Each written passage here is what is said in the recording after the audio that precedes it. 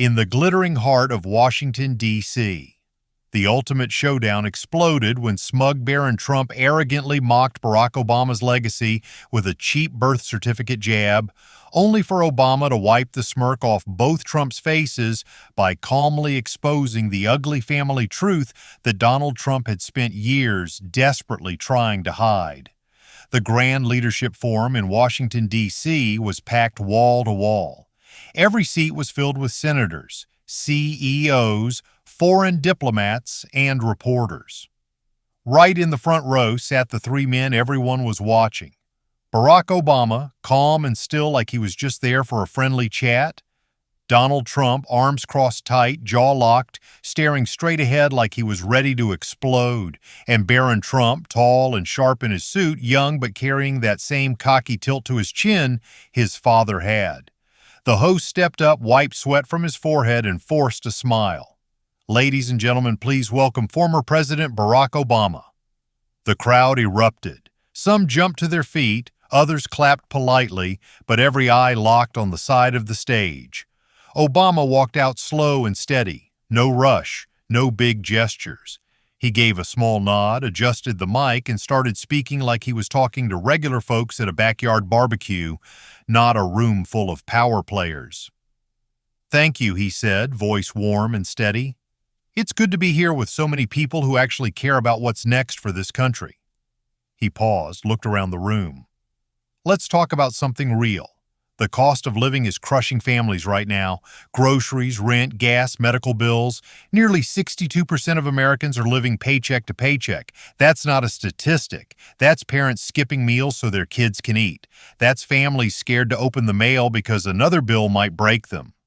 People in the audience nodded hard. A few whispered "yeah" under their breath. Obama kept going, calm but direct. "I've met families all over this country dealing with this every single day. Inflation isn't just numbers on a screen, it's the stress that keeps good, hardworking people up at night." Suddenly he pointed gently toward the middle of the crowd. "Like Sarah, sitting right there in row 12. Sarah's a single mom from Ohio who drove all night to be here today. Sarah, stand up for a second if you're comfortable." A woman in a simple blue dress stood up slowly, eyes already wet. The cameras swung to her. "Sarah told me last week she works 2 jobs and still chooses between food and medicine for her son. That's not right. That's not America at its best." Sarah wiped her eyes fast, but the tears came anyway. The room went dead quiet for a beat, then soft applause rolled through. Obama's voice got firmer. "Leadership isn't about blaming the last guy or the next guy. It's about standing up right now and asking, what can we do together to fix this? Real leadership lifts people up. It doesn't point fingers and walk away." In the front row, Trump leaned over and whispered something sharp into Barron's ear. Barron listened, then gave a quick, cold smirk, the kind that said he already knew what was coming. Obama wrapped up with one last line, clear and strong. "Leadership is lifting hands, not pointing fingers." The hall exploded in applause. People stood up, clapping loud and long. Cameras flashed everywhere, but one camera stayed locked on Trump. His face had gone deep red, eyes burning, lips pressed together so tight they almost disappeared. He didn't clap. He didn't move. He just sat there, staring at Obama. The applause for Obama finally started to fade, but the tension in the hall stayed thick. The host wiped his brow again and forced another nervous smile. "And now, please welcome the President of the United States, Donald J. Trump." Trump stood up slowly, buttoned his suit jacket, and straightened his tie with a sharp tug. He walked to the podium like he owned the building, flashing that familiar half-smirk. The room got quieter. Cameras clicked nonstop. He leaned into the mic, voice loud and cutting right from the start. "Well, that was quite a speech," Trump said, dripping with sarcasm. "Barack talks about unity and compassion like he's some kind of saint. Sounds nice on TV, doesn't it? But let's talk facts. The problems we have today, sky-high grocery prices, gas through the roof, families barely getting by, those didn't start yesterday. They started during his 8 years. He left me a total disaster and everyone knows it. He pointed straight at Obama. Inflation, out of control under him. Borders, wide open. Jobs, he shipped them overseas, and now he sits here acting like he cares about working people? Give me a break. I fixed a lot of that mess despite all the resistance and witch hunts. Trump wasn't done. He pulled out his phone, held it up so the big screens could show it, and started scrolling through old tweets and charts. Look at this. These are real numbers, folks, not the fake stuff the media pushes. Obama's policies crushed the middle class. Here's a tweet from back then showing record job losses in key states. Here's another one on border chaos he ignored. This man divided America first, and now he wants credit for talking about fixing it? Pathetic. Some people clapped. Others shifted uncomfortably in their seats. Trump's voice got louder, feeding off the energy.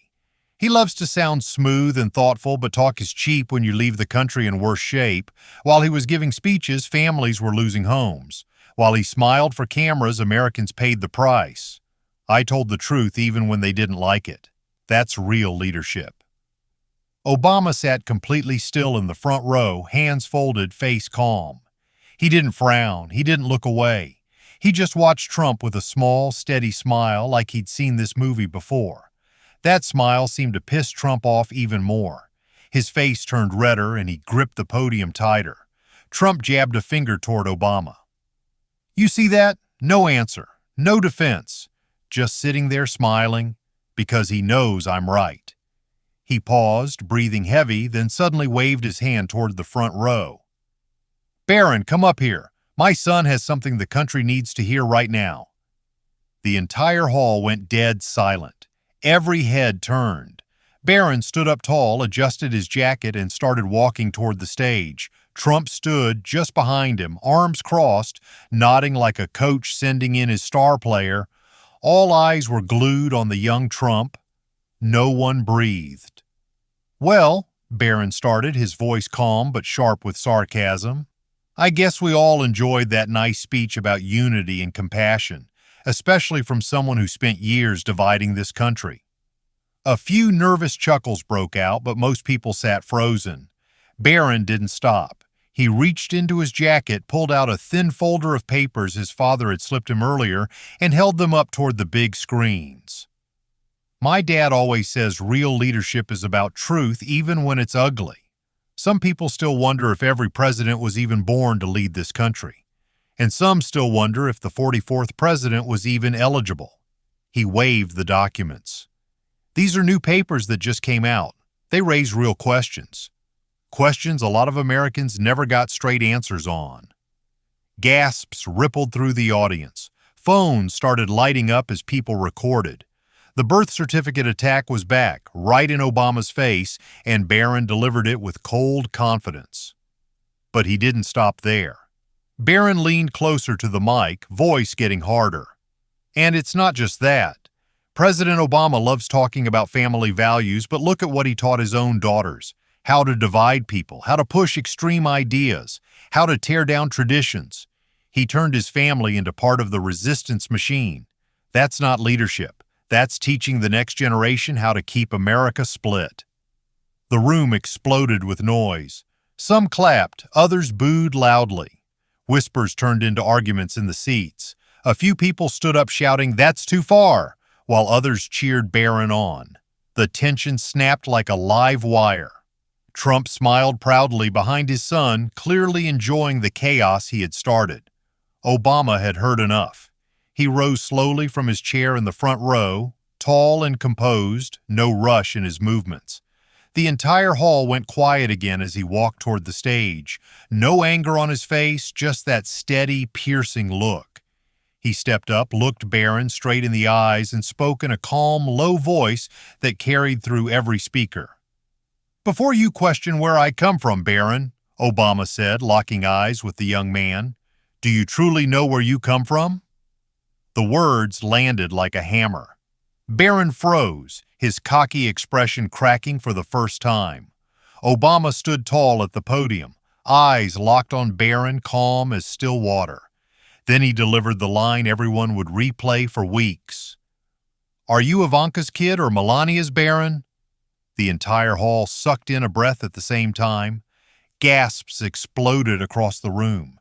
People grabbed each other's arms. Reporters' jaws dropped. Barron's face went ghost white in seconds. His confident smirk vanished completely. He looked straight at his father, eyes wide and desperate, silently begging for help. Trump sat frozen for a split second, then started shifting angrily in his seat. Obama didn't raise his voice. He didn't smile. He just kept going, steady and clear. "Before you stand here questioning my background and my family, maybe you should look at the example being set in your own house."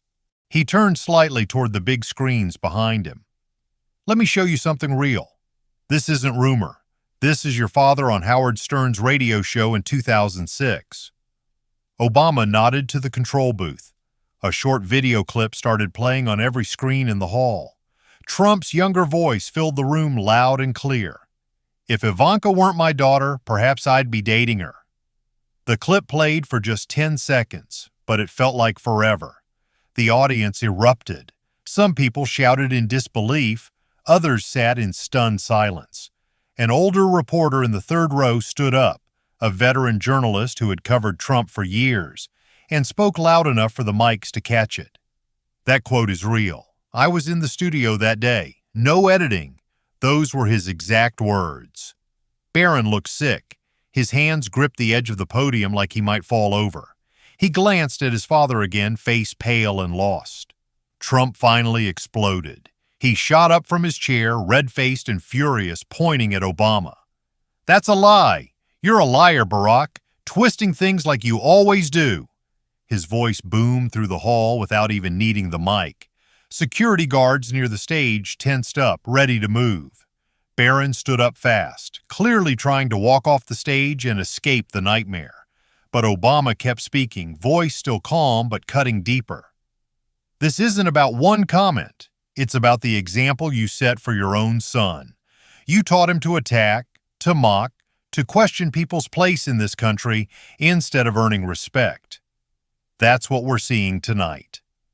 Barron stopped halfway to the edge of the stage, frozen by Obama's words. The room was a storm of whispers, shouts, and camera flashes.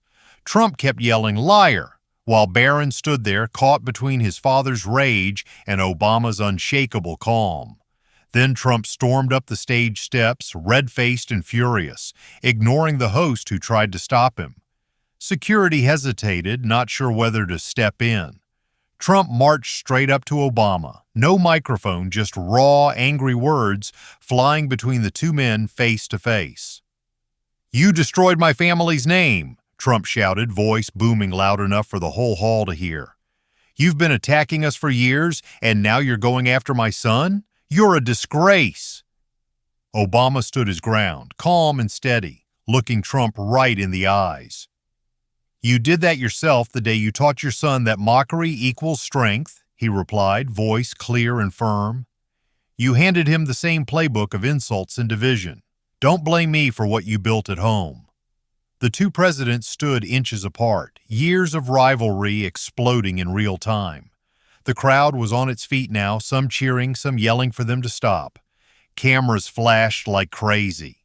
Barron stood frozen a few feet away, watching his father and Obama go at it with no filter. Then came the moment no one saw coming. A man in a dark suit stood up from the middle rows. He was a former Trump Organization employee who had worked closely with the family for years. Obama had known he was in the audience. The man raised his hand and spoke loudly, his voice carrying through the stunned silence. "I worked for Mr. Trump for over a decade," he said. "I saw how he talked about his daughters and the women around him. The constant comments, the comparisons, treating family like props or trophies. I have emails and messages that prove it. Barron, your father taught you this way of talking. I watched it happen." Barron's hands started shaking at his sides. His face went pale again as the man kept speaking, dropping specific examples that made several people in the audience gasp. The weight of it all was crushing the young Trump in real time. That was too much for Barron. He completely lost it. "Stop attacking my dad," he yelled, voice cracking with anger and panic. "He told me to say it. Dad told me to say it up here." The entire hall went dead silent. You could hear a pin drop. Every single person froze. Trump's face turned deep purple as he spun toward his son. "That's not true. He's lying," he barked, but his voice sounded weak and desperate now. Barron realized what he had just admitted and looked horrified. Obama didn't say a word. He just stood there, calm and composed, letting the heavy silence do all the damage. The quiet was louder than any shouting. It pressed down on Trump and Barron like a ton of bricks. No one in the audience moved. The cameras kept rolling, capturing every second of the meltdown. After letting the silence stretch just long enough, Obama spoke one last time, his voice low but sharp enough to cut through everything. "Real leadership isn't inherited, it's earned, and tonight we all saw what was passed down." Those words landed like a final punch. Trump stood speechless. Barron looked broken. The hall remained in stunned silence as Obama gave a small nod and stepped back, letting the moment speak for itself. Trump's face was still burning red as he turned on his son. "Go wait in the car, Barron. Now." His voice was sharp and low, but everyone heard it. Barron stood there for a second, frozen. He looked back at Obama one last time. His eyes weren't angry anymore. They were confused, lost, like a kid who just realized the game he was playing had real consequences. For a brief moment, something shifted in Barron's face, a flicker of doubt, like he was quietly questioning everything his father had told him to do. Then he lowered his head and walked off the stage without another word. His footsteps echoed heavy in the silent hall. Obama didn't celebrate. He didn't smile or pump his fist.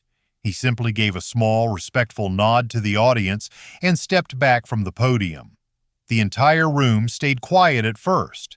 Then, slowly, people started clapping. Not wild cheering, but real applause, deep and steady. Even some of Trump's own supporters stood up and clapped. They might not have agreed with Obama's politics, but they respected how he handled the moment. No shouting, no cheap shots, just quiet strength. Obama walked off the stage the same way he came in, calm, tall, and in total control. No mic drop, no victory lap, just a man who knew he didn't need to prove anything else. The applause followed him all the way to the side exit. Outside the hall, Trump tried to salvage the night. He gathered a few reporters in a small side area and started talking fast. "This was a setup. Obama came ready to attack my family." But the questions came flying at him before he could finish. "Mr. President, what about that 2006 quote about Ivanka?" one reporter asked. "Did your former employee tell the truth about how you spoke to your kids and the women around you?" Another pushed. Trump opened his mouth, then closed it. His face went tight. For once, he had no quick comeback, no slogan, no deflection that worked. He just stood there, angry and silent, before waving the reporters off and storming toward his SUV. The cameras caught every awkward second. A few minutes later, Obama sat in the back of his car as it pulled away from the venue. The city lights of Washington drifted past the windows. He let out a long, quiet sigh, then said softly to the aide beside him, "Sometimes the loudest voice teaches the quietest lesson." The clips from that night spread like wildfire across the internet. Within hours, millions were watching the exchange. Barron stayed completely silent for days afterward. No tweets, no interviews, no public appearances. People talked nonstop about what they saw. Grace versus arrogance. Real leadership versus loud words. Parents shared the videos with their kids. News anchors called it one of the most unforgettable moments in modern politics. In the end, the night wasn't really about politics or old rivalries. It was about what we teach the next generation. Real leadership isn't something you inherit with a name. It's something you earn through character, especially when everyone is watching. And sometimes the strongest person in the room is the one who chooses calm when everyone else chooses chaos.